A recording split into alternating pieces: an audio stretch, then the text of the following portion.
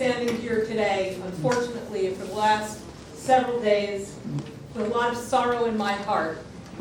We've had visits here in the town of Ramapo from the governor, everybody that you could think of that came here to share in our sorrow, ask what they could do to help. But nobody has been here for us like Congresswoman Nita Lowey.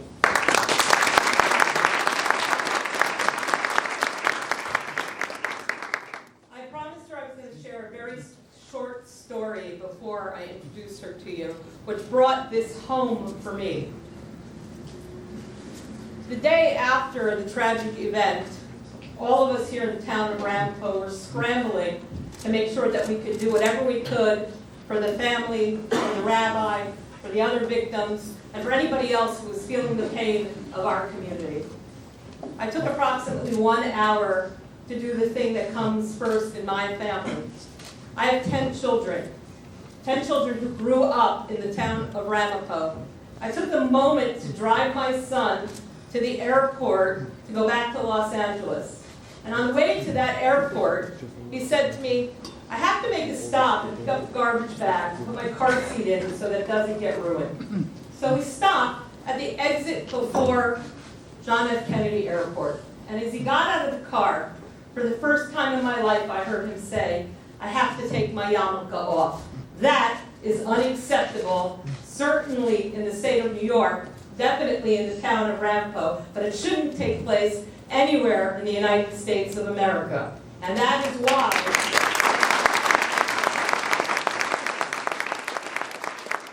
we stand here today to say thank you for heroism. Thank you to Nita Lowey. And I now take this moment to introduce Congresswoman Nita Lowey.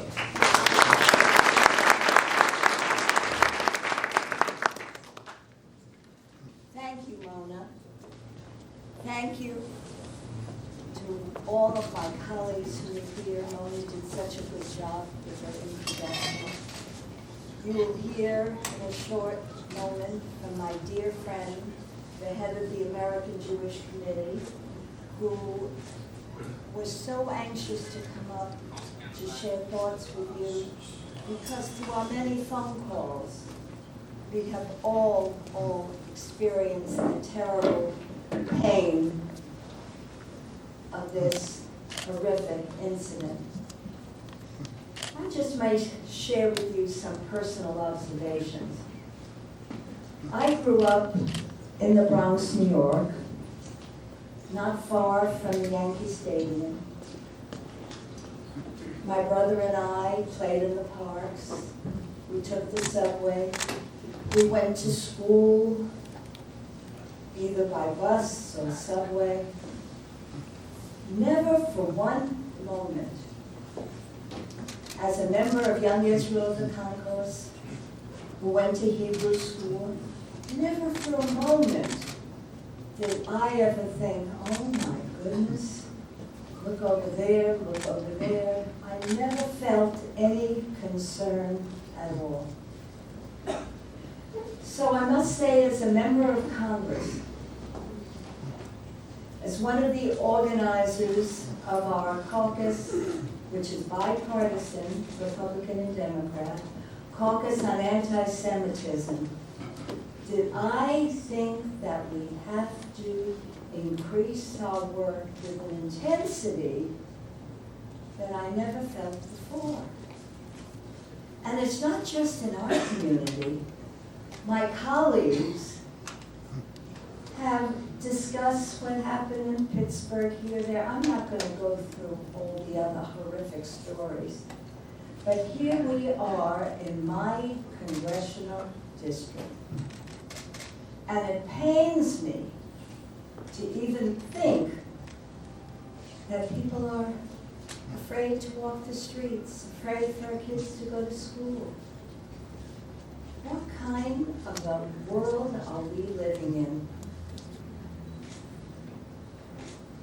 You will hear from my dear friend David Harris, the Chief Executive Officer of the American Jewish Committee with whom I work. because he's not only a leader of this great group, but he is one of the most thoughtful people I have ever encountered. And I thank you, David Harris, for being here today.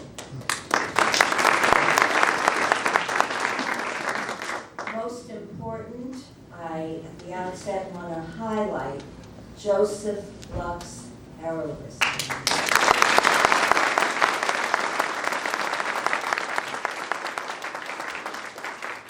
Without his swift action, the even more unthinkable could have happened. And as the assailant entered Rabbi Rottenberg's home, Joseph confronted him and physically interfered in his ability to hurt more people. But Joseph's bravery didn't stop there. He thought, he acted quickly, he ran outside after the assailant and took down his license plate number. What an extraordinary story. The average person would have run to a closet or hid under a table, but what an extraordinary person he is. And without Joseph, we would never have caught him as quickly as we did.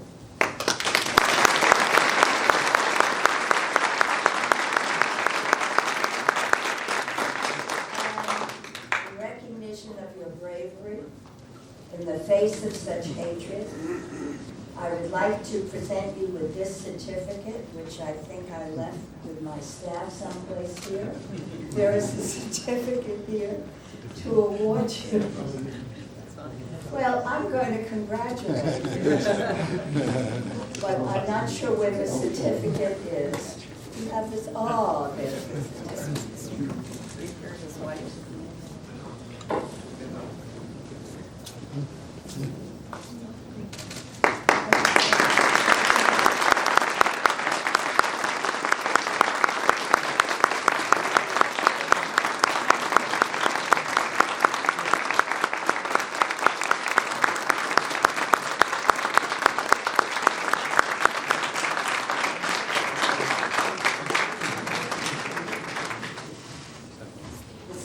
Reality is that we have seen a shocking increase in anti-Semitism in the last few years. In 2018, the Anti-Defamation League found there were 1,879 incidents of anti-Semitism in the United States. But what New York is experiencing can only be called an epidemic. In the past year, anti-Semitic crimes in New York City have increased by 21%. The attack here in our backyard was the 13th anti-Semitic crime to occur in New York City just last week. We must seek long-term solutions to this age-old problem. And that is why I am so proud to have organized and to co-chair the House Bipartisan Task Force for Combating Anti-Semitism. The task force is made up of 176 members of Congress. They come from across the country, all religions, from both sides of the aisle. And in the coming weeks, the task force will reach out to law enforcement officials, community organizations, experts in combating hate crimes to seek answers, the best way to fight this scourge. We must ensure that those representing Orthodox Judaism, including the Hasidic sects, have a seat at the table. Their voices must be heard.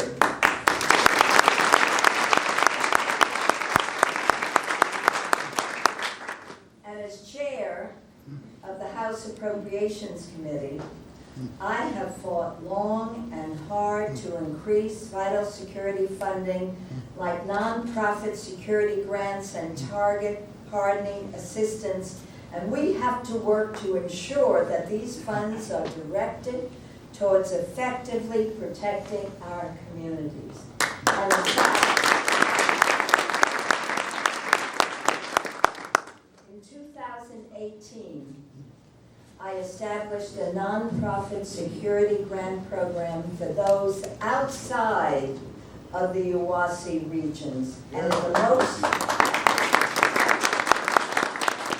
Paul Adler, you saw he applauded because he was the first to explain the importance of that, and I appreciate that, Paul. And in the most recent spending package I negotiated, I increased funding for that program by 300%. From 10 million to 40 million, but frankly, that isn't even enough now. And when we begin, and we will begin in January, working on the next spending bill, that number has to be increased to face the reality of what is happening, not just here in our community, but all across the country. That federal spending agreement reestablished the targeted violence and terrorism prevention.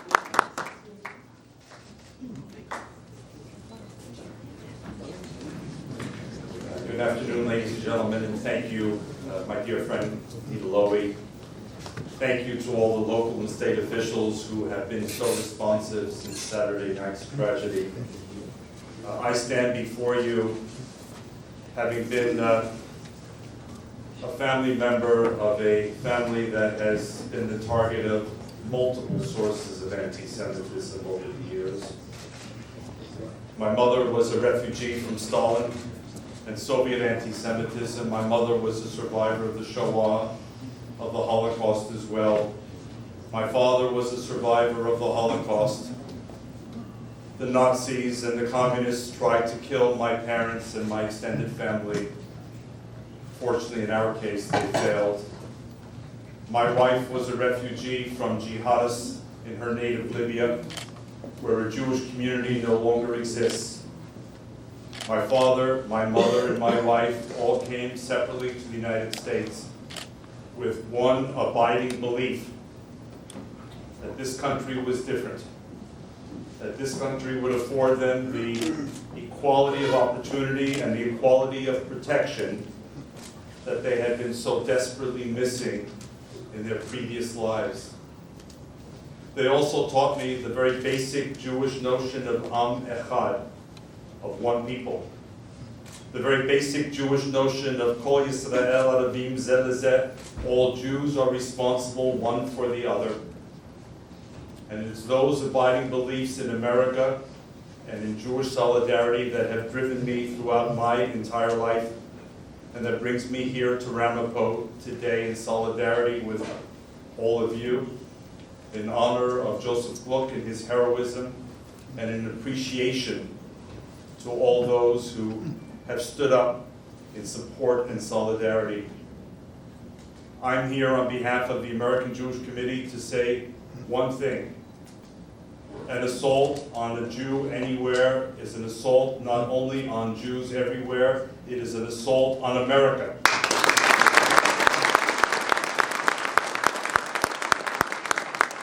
It's an assault on your America. It's an assault on my America.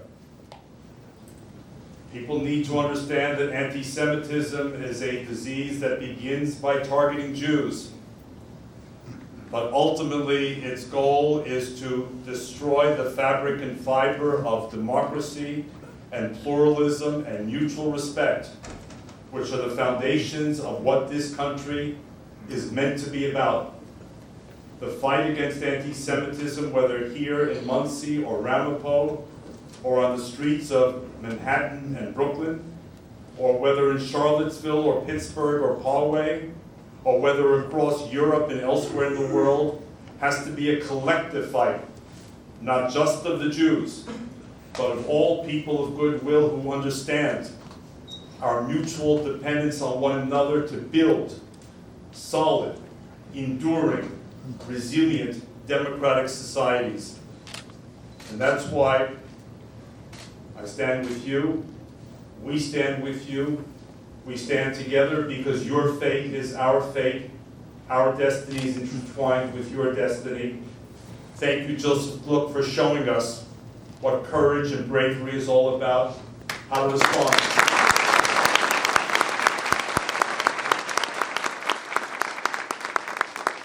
Thank you to the police forces for all of their efforts day and night to put their lives on the line to keep us all safe.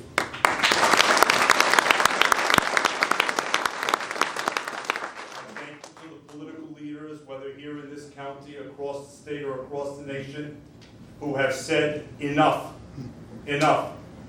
We're going to invoke the Federal Hate Crimes Prevention Act of 2009. We're no longer going to slap people on the wrist. We have to send a clear message. Yes to education, of course. Yes to community relations, absolutely. But no more slaps on the wrist. Send a clear message. You want to engage in acts of racism and hatred and anti-Semitism, you're going to pay a very high price.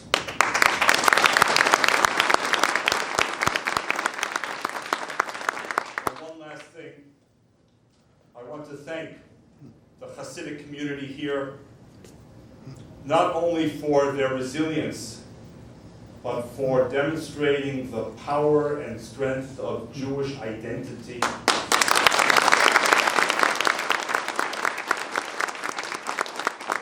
One of the most powerful images of Saturday night was not just that machete-wielding anti-Semite. We're not going to let him define who we are. It was the fact that shortly thereafter, the community regrouped and said, this is Hanukkah. We're here to affirm and to celebrate, and no anti-Semite, machete-wielding, knife-wielding, or otherwise is going to stop us from defining who we are. Thank you.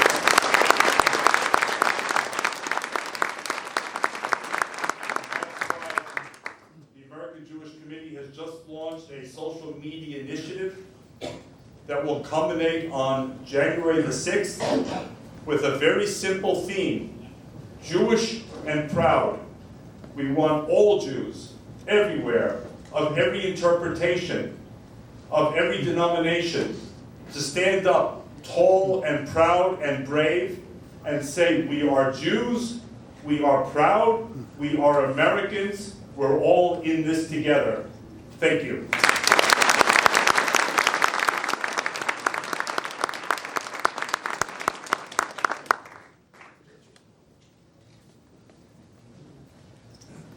I can follow that by saying, I am Jewish, I am proud, I'm an American, and we all stand together.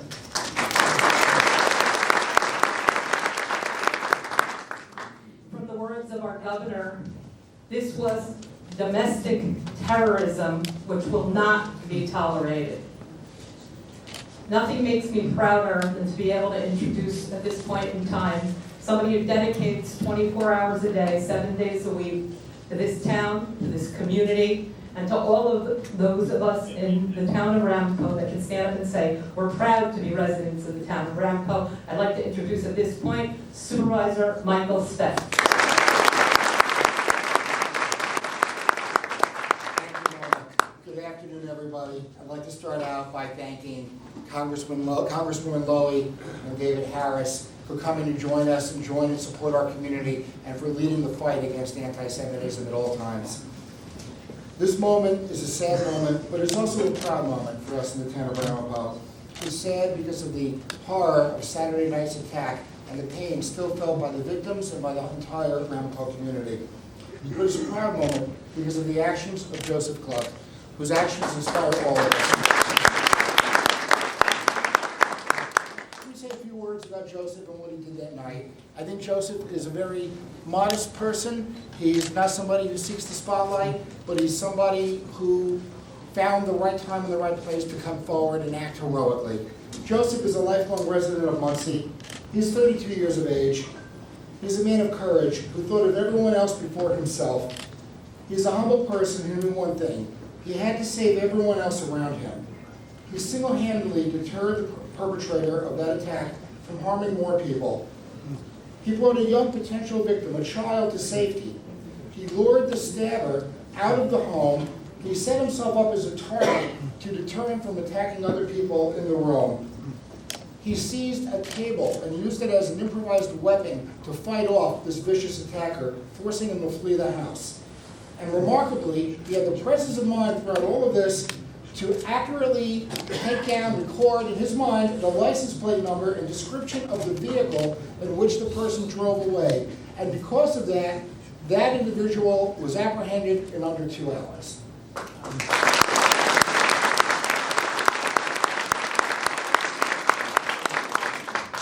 In learning about Joseph's action that night, fighting off a domestic terrorist, I'm reminded of the incident on 9/11 on United Airlines Flight 93, where heroic passengers attempted to regain control of the aircraft by using a drinks cart as an improvised weapon to take back control from the hijackers and prevent an even greater tragedy from occurring on that day. I'm reminded also, much more recently, of 2 men who on London Bridge fought off a knife-wielding murderous terrorist using a narwhal tusk and a fire extinguisher as improvised weapons to subdue that person and prevent more people from being killed. Those 2 men are about to be honored by Queen Elizabeth of England with the highest medal from the British government for heroism. We don't have a Queen of England to give a medal to Yosef Gluck. We did reach out to Buckingham Palace, but we did not yet receive a response. But I'm proud to be able to offer to Mr. Gluck the highest award that the town of Ramapo has. In the year 2001, the town of Ramapo instituted the Ramapo Freedom Award, which is given out on a yearly basis to people who have fought for freedom, Ramapo residents who have fought for the right to be free.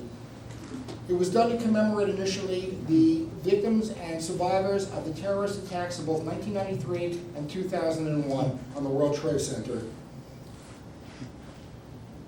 I can think of no one who deserves this award greater than somebody who put himself in harm's way to fight off a domestic terrorist and protect everyone else around him and protect the entire community.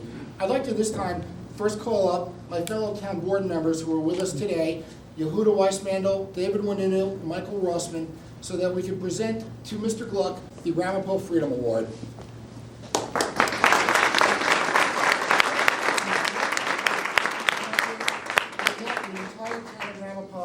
It is our honor to present you with this Eagle Award for your heroic actions on the night of December 28th, morning of December 28th.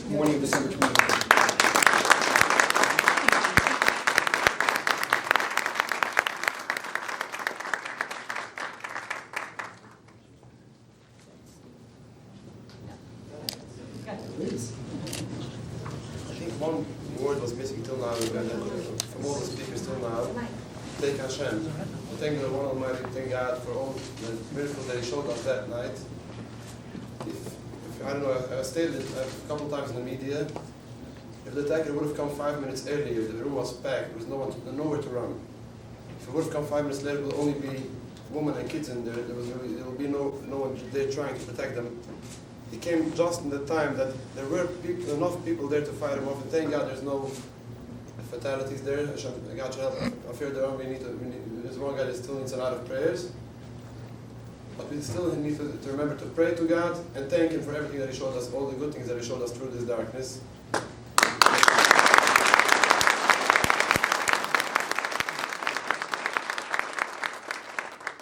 one more point. I'm thanking the town police department, the sheriff department, for giving us some feeling of security after the attack, being around, being on the roads, and giving us a feel of protection.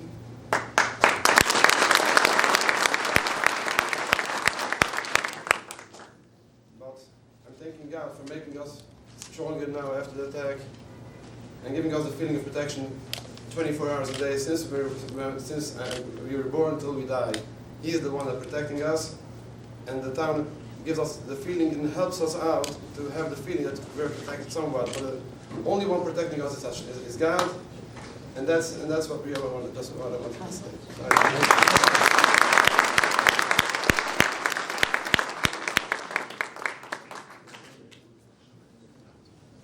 At this point in time, although the media can't see it, we have an overflow crowd here of support for you. And we want to say from the bottom of our hearts, not only to you, but to your family and those that pray with you, that you will always be in our hearts as a hero.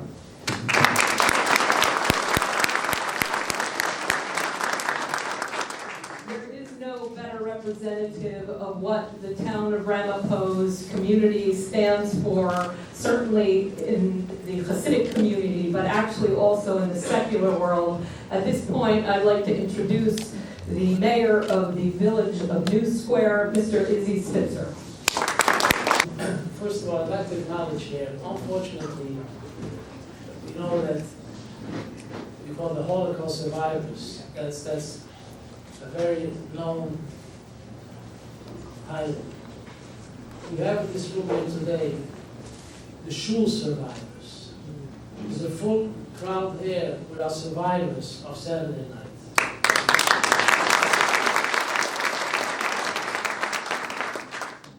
And that's a very painful, sad title to use at the present. I want to share with you, I attended the wedding last night of Mr. Frank. Mr. Frank was one of the congregants in the Rebbe's house by the candle lighting. Mr. Frank was hit with a knife in his head, went through his skull, had 39 staples.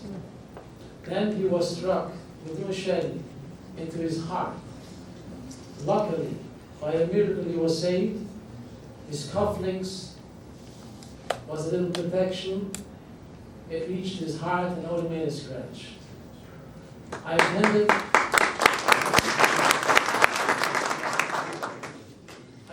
that wedding tonight. It was a very big, joyful crowd over there. But let me tell you something. I spoke to the parents of Mr. Frank, or the grandparents of yesterday's wedding. They did not stop crying since Saturday night. Tears of joy. And the other side, they said to me, this crowd could have been, God forbid, a crowd of a funeral, not a crowd of a wedding. He was saved by miracles. And he was able to attend his first child's wedding last night after such an horrendous, terrible attack. I'm very pained and saddened with the situation here. There were many press conferences. There's a lot of talk over here, but they're not about all talk. We're about substance, and we want to call upon the creators and the developers and the supporters on the executive level of Rockland County to stop. Enough is enough.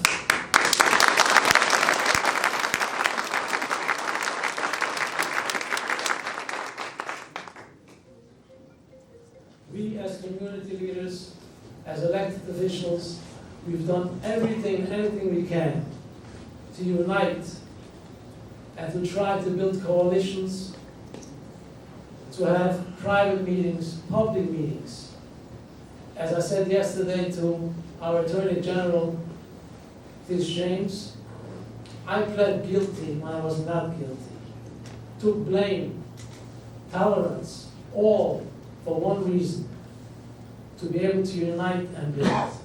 Unfortunately, we do see a very big rise in anti-Semitism all over the country. But as I said in the previous press conferences, we're unique. Our problem starts at the executive level. I'm not going to say names, but they know who they are, and please, take responsibility. Put down your pen, stop writing, stop sending out those social media messages, stop defending and accusing those who create hate and anti-Semitism. And Congresswoman Lowey, I heard a point yesterday from Senator Gillibrand, who came to show support, as well your colleague, Congressman Elliot Engel, Senator Schumer, the AG was here. Of course, the pioneer, the first one that came was Governor Como. And let me tell you, it's sad that you all recognize And they all recognize that we are hostages over here in our own Rockland County. We don't have our own officials defending us and fighting for us. It's just the opposite. So they felt they have to come in from the outside and protect us and make sure that this rhetoric stops. She said a point yesterday, the Senator Gillibrand, that I know there's a big challenge about the First Amendment, but still, there's a fine line when you can detect and see the intent of that social media site. If it's all about hate and anti-Semitism, you have your weapons, how you can get rid of them. I mean legal weapons.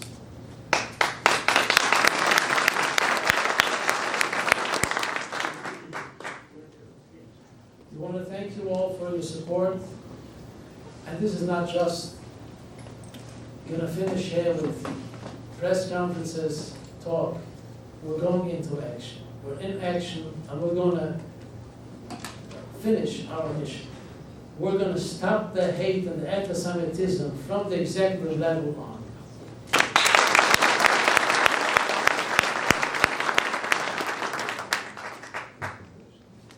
Thank you so much. I want to introduce Rabbi Rottenberg Jr.,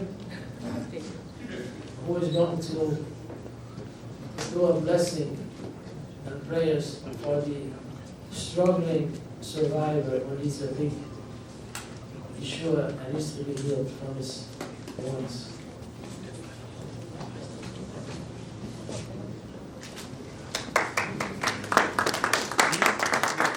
It's a great honor for me to represent my father, who was unable to come here in person, being overwhelmed by meeting all rabbis and public officials that come and call to show their support, which is very important and greatly appreciated.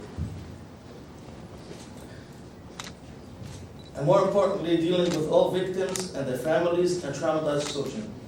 So I'll now take the opportunity on behalf of my father, the family, all Hasidim, congregants, and the whole community to say a prayer and blessing for all the individuals and organizations that are always there to help others. Misha Baruch Abasani Avrom Yisrael Yaakov, Ki Yurech Es Kol Misha Oshkem B'Tzar Ketzivek B'Yamina Akudish Buruch Yishalom Schuram, Yushem Hem Kol Machlu V'Yibul Chol Gifam Yisrach Chol Oinam Yishlach Baruch V'Asluch V'Chol Ma'as Yadayim and Kol Yisrael L'Chaim V'Noim Ha'Umayim.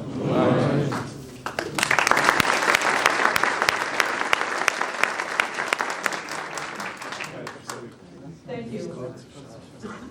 At this point, Yehuda Weissmandel.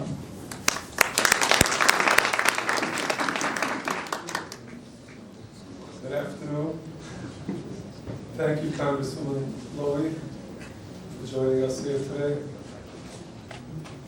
The last couple of days, we've been visited and shown support by many politicians, elected officials, community leaders, rabbis, community advocates. But very few of them have the record and the history of support and years of solidarity and leadership that you've shown our town. For that, we're grateful. Thank you. I also want to point out one individual that hasn't been pointed out. The man that stood in the middle of the storm and has been steering this complicated route for the last 2 days, our leader, our supervisor, Mr. Michael J. Speck.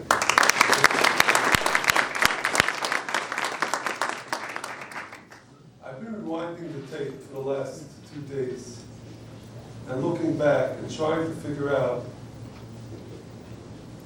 did we miss anything? Were the signs there? Did we ignore something that we shouldn't have ignored? How did we get to this point that we're standing here and discussing the unthinkable? In our community, a community that I've lived in all my life, where until 2 days ago I didn't hesitate to let my children walk out, go to the local supermarket, walk to shul, walk to school, go visit a friend, and now we're dealing with the question, Is it safe? Are we okay? And I've been struggling with this question. And I'm looking back at incidents that happened to myself and my neighbors and my constituents that I've heard of and seen, where we've been attacked, belittled, put down. And we've been cautioned by many not to pull the anti-Semite card, not to overreact, not to interpret everything so negatively. And now I look back and wonder, was that the right choice? And I believe it was, because ultimately, calm keeps the peace, and it's what keeps us as a community, and it's what keeps us strong. But after an incident like this, it forces us to look at the tough questions and be honest with ourselves and confront these negativities. I think back a few years ago, a few short years ago, I was walking out of a local supermarket with my children on a Friday afternoon doing shopping. The gentleman behind me started counting my children out loud. 1, 2, 3, and so on. And then he gives a loud sigh. Is that everyone? And I ignored it. That's just an example of the atmosphere that unfortunately has become the accepted one. And I've been asking myself, what could we have done differently? And the one person that answered that question for me is our guest of honor here today, Yosef Gluck.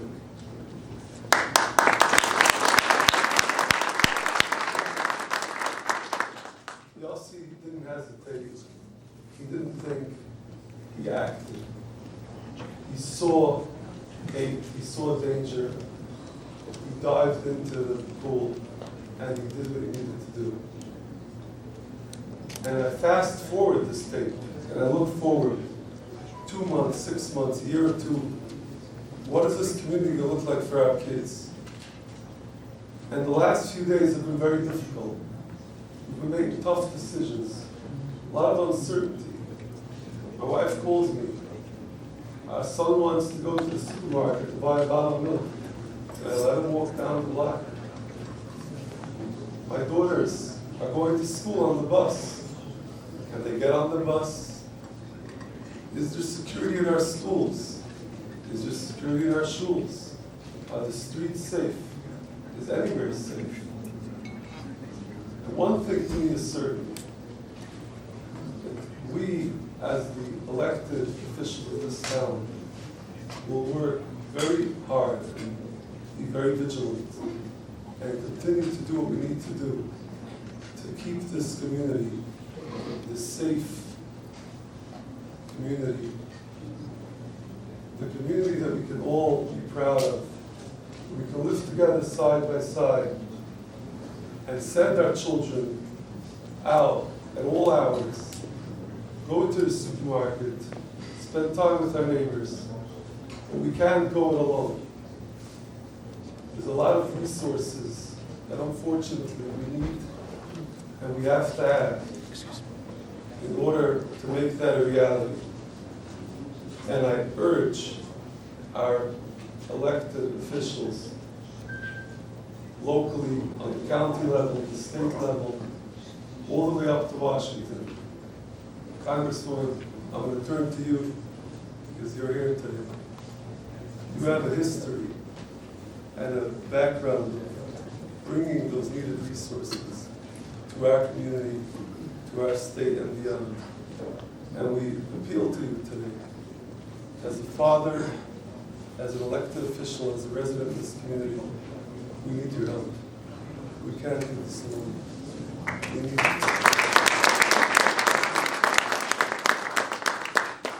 We appreciate your unwavering support, but we need much more than that.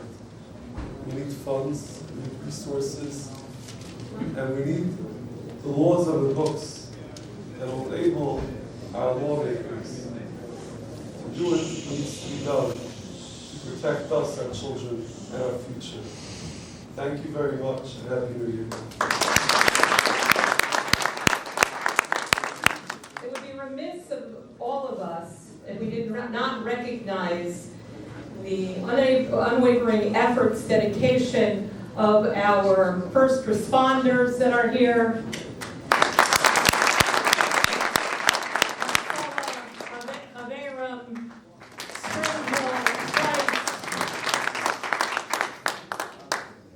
Most EMS of New Square is here as well. Town of Ramapo police officers in this room, members of the sheriff's department.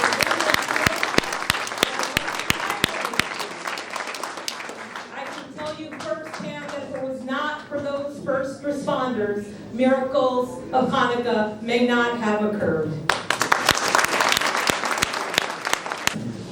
I'm just wondering, congratulations on the award and thank you for your acts of heroism, how it feels to be recognized, Mr. Gluck, and now that it's been a couple of days, how you're sort of reflecting back on how you had the courage and strength to do what you did. Do you mind raising the microphone a little bit and saying that a little more? I just did what God made me what is going on. I'm not usually a courageous guy, I'm not a brave man. I try to be behind the light wherever I go. At that minute, at that moment, God made me push me to go inside. That's what I did.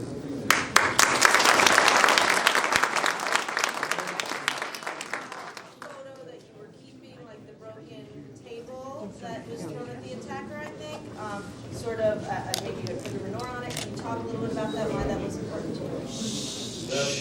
I just thought that I saw it was shown up to go to the putting garbage. I thought maybe it might be a good idea to make a menorah for me for every Hanukkah to remember the miracle that happened.